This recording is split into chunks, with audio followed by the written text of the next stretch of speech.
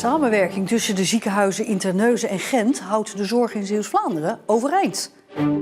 De patiënt kan behandeld worden in zijn vertrouwde omgeving, moet ook niet telkens die overstap maken naar Gent. En verder in deze Zeeland nu. €1000 voor een kaartje. En vissen zonder de overleden Jacco.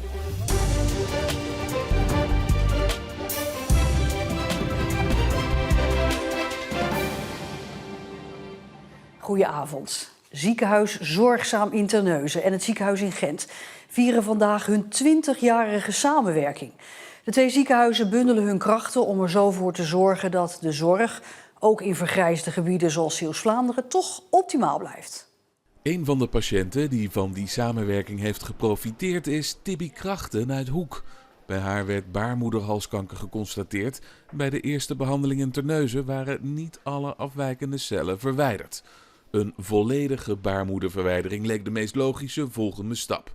Maar dankzij de samenwerking met Gent bleef haar die ingrijpende operatie bespaard. Omdat ze dus die nauwe samenwerking met de artsen in Gent hadden, konden ze mij eigenlijk heel snel naar een specialist sturen die toch net iets meer voor mij kon betekenen dan dat ze hier in Terneuzen konden. En dat ging eigenlijk heel vloeiend en heel makkelijk. En daardoor hebben ze mijn baarmoeder kunnen laten behouden, maar wel heel goed kunnen helpen. Dus voor mij betekende dat heel veel.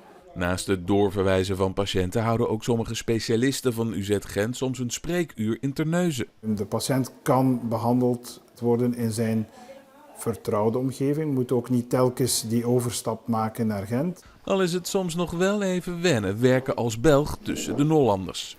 Absoluut. Ik heb al enkele jaren in Rotterdam ook gewerkt, dus ik ken een beetje de Nederlandse organisatie. Het heeft zijn voor- en zijn nadelen. Ik denk door de samenwerking dat beide partijen hier beter van worden eigenlijk. Voor Zorgzaam wordt deze samenwerking met alle uitdagingen die eraan zitten te komen in de toekomst nog belangrijker. De uitdagingen voor de komende jaren is de stijgende zorgvraag in deze toch vergrijzende regio aan te kunnen. En dan toch te zorgen in deze grensregio dat we kwalitatief hoogwaardige zorg in de lucht kunnen houden. Een van die problemen is het tekort aan neurologen, waardoor de afdeling neurologie dreigt te sluiten. En daarom zijn wij juist samen met UZ Gent aan het kijken hoe dat we dit gat in onze zorg kunnen oplossen. Maar één ding is volgens Zorgzaam zeker. Ook over nog eens 10 jaar is het ziekenhuis er nog steeds in Terneuzen om de Zeeuws-Vlamingen van zorg te voorzien. Zeker weten, die misschien iets anders ingekleurd is dan dat die nu is, maar die staat voor het leveren van zorg dicht bij huis voor de inwoner van Zeeuws-Vlaanderen. En om over die samenwerking in de toekomst tussen Terneuzen en Gent te brainstormen, is er vandaag in het Scheldetheater in Terneuzen een symposium waar artsen uit beide ziekenhuizen samenkomen. En daar is ook onze verslaggever Marieke Kerklaan. Ja, Marieke, het is feest, maar ja, we moeten toch eerlijk toegeven, Zorgzaam verkeert wel in zwaar weer, met een schuld momenteel van €11 miljoen. Ja, en zoals je net ook al in het filmpje hoorde, een afdeling neurologie die eigenlijk volgens planning nog steeds in september sluit. En dat is echt wel iets heel ingrijpends. Niet alleen voor de patiënten die te maken hebben met neurologie, maar het betekent bijvoorbeeld ook dat de spoedeisende hulp niet meer zou kunnen gaan draaien. Want een spoedeisende hulp kun je eigenlijk niet draaien zonder neurologen. Nou, achter de schermen zijn ze hier druk bezig naar een oplossing, maar die is vooralsnog niet gepresenteerd. Maar verwacht jij dat er dan mogelijk nog meer afdelingen gaan sluiten in ziekenhuis Zorgzaam? Nou, dat staat nu eigenlijk nog niet echt op de planning. Zorgzaam werkt samen met allerlei Zeeuwse zorgpartners om die ziekenhuiszorg hier in de regio zo toekomstbestendig mogelijk te houden. Ook met het UZ in Gent. Maar goed, dat de neurologie zo speelt, ja, dat is eigenlijk wel een zwart rafelrandje, zal ik maar zeggen. Zwarte rand. Dus een feestje, ja. 20 jaar samenwerking vieren, ja. Maar €11 miljoen verlies en een afdeling neurologie die op omvallen staat. Feestje met een zwart randje. Marieke Kerklaan, dankjewel. In hoger beroep is een 39-jarige Vlissinger veroordeeld tot 8,5 jaar cel voor de gewelddadige verkrachting van 3 vrouwen. En de straf is hoger dan de 7 jaar cel die de rechtbank in Middelburg hem in 2019 oplegde. En dat betekent dat de man die nu vrij is, opnieuw de cel in moet. De man maakte afspraken met de vrouwen via datingsites. Het begon allemaal leuk en gezellig, maar daarna veranderde dat snel. Hij bond de vrouwen vast, hij sloeg ze en verkrachtte ze. Hij maakte daarbij onder meer gebruik van een honkbalknuppel en een bamboestok. Volgens het Hof zijn daarbij alle grenzen overschreden en is een hogere straf op zijn plaats. De Zeeuwse economie krimpt voor het eerst sinds de coronacrisis, blijkt uit CBS-cijfers. De afgelopen 2 jaar kromp de economie alleen in Zeeuws-Vlaanderen, maar nu dus in heel Zeeland, door onder meer een dalende export. Ondanks de krimp verwachten ondernemers dat het economisch klimaat de komende maanden toch weer zal verbeteren. En zo had het er vanochtend uit moeten zien op het water bij Breskes. Een team van de TU Delft wilde de oversteek maken naar Engeland met een zelfontwikkelde boot, aangedreven door waterstof. En dat zou spectaculaire beelden opgeleverd hebben, omdat zo'n boot dan over het water vliegt. Nou, in alle vroegte waren ze in de haven van Breskes voor de start van de overtocht. Maar technische problemen en de slechte weersverwachting gooiden roet in het eten. Tot grote teleurstelling van de studenten. Ja, dat is echt een hele grote tegenvaller voor het team. Er zijn ook heel veel mensen die gisteravond nog hard gewerkt hebben aan de onverwachte problemen. Dus het is echt een tegenvaller voor iedereen die natuurlijk gewoon een heel jaar er vol aan gezeten heeft. We willen ook niet vanmiddag pas gaan en dan in de storm midden op de Noordzee zitten. Dus dat is ook geen optie, jammer genoeg. Dus het is echt een slechte combinatie van onverwachte omstandigheden en nog eens slecht weer. Ja. Op Walcheren is een zeldzaam hert gezien, een pruikenbok. Bij zo'n bok groeit het gewei niet meer, maar wel de schil eromheen. Het lijkt daardoor alsof het gewei vol zit met bulten. En dat komt weer door een hormonale storing. Ja, de aandoening is geen goed teken voor het dier, want de schil gaat uiteindelijk voor de ogen van de pruikenbok hangen. Het Nederlands elftal speelt morgen in Dortmund tegen Engeland voor een finale plaats op het Europees kampioenschap voetbal. Peter van der Heijden uit Koudekerke wist aan een felbegeerd kaartje te komen en zit dus morgen in het Signal Iduna Park. De oranje koorts bereikt ook bij Peter thuis nu langzaam een hoogtepunt. Wat gaat u doen als het Nederlands elftal die wedstrijd wint? Wat denk je zelf? Ja, dan gaan we natuurlijk vet aan de braadworsten en het bier. Het was voor Peter niet makkelijk om een kaartje in handen te krijgen. Hij struinde het hele web af om de mannen van Koeman morgenavond tegen de Engelsen in actie te zien. Die moest met Tsjechisch geld betalen. Dat is een beetje apart. Dus we dachten, wow, is dat wel allemaal in orde?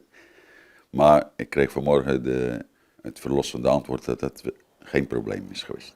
En hoe duur was het uiteindelijk, zo'n kaartje? Iets meer dan €1000. Ik hoop dat de wedstrijd een spektakelstuk wordt. Het Oranje Legioen, nou, dat lijkt me gewoon geweldig om te zien.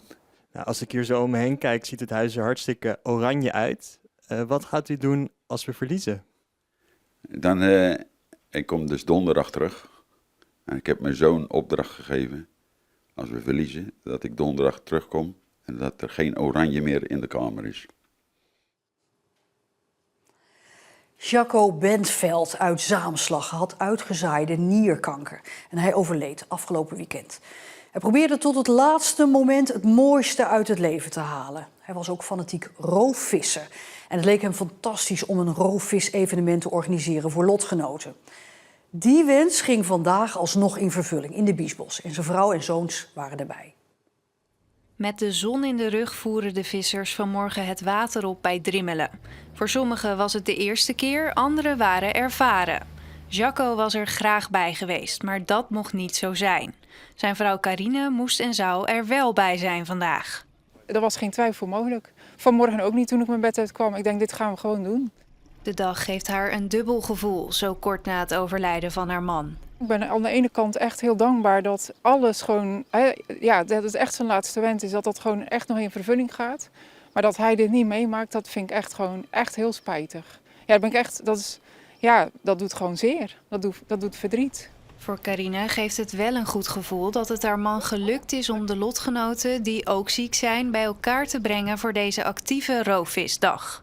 Ik denk dat het daar eigenlijk ook om ging. Hè? Dus dat ze met elkaar een onvergetelijke dag hebben, even zonder zorgen. Dus zonder het woord patiënt of dat ze bezig zijn met behandelingen of allerlei bijwerkingen waar Jacco ook heel veel last van had. Maar dat ze even dat kunnen vergeten. En dat is eigenlijk wat hij het liefste wilde. Mensen uit hun huis halen. En dat gebeurt, dat is natuurlijk fantastisch. Ja. En ik ben onwijs trots. En zo trots op hem. Dat dit gelukt is. Ja.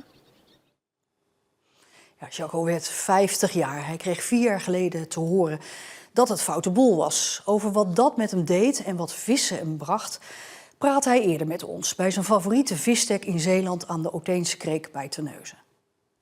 Ik ben hier regelmatig te vinden, ja. Wel 1 tot 2 keer in de week. Wat maakt deze plek zo fijn? De rust, de natuur, de omgeving, visje vangen, hoofd leegmaken. Ja, dat. Je bent ongeneeslijk ziek, hè? Wat kun je daarover vertellen? 4 jaar geleden is er bij kanker geconstateerd.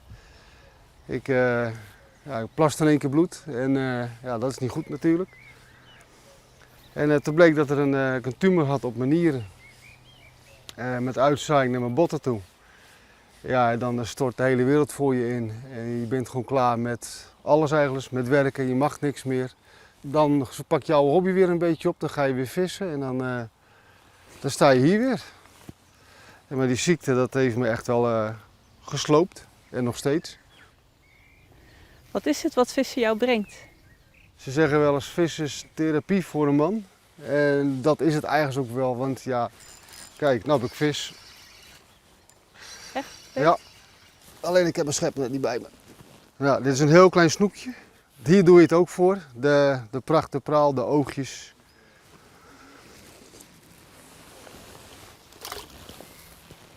Kijk, daar gaat hij.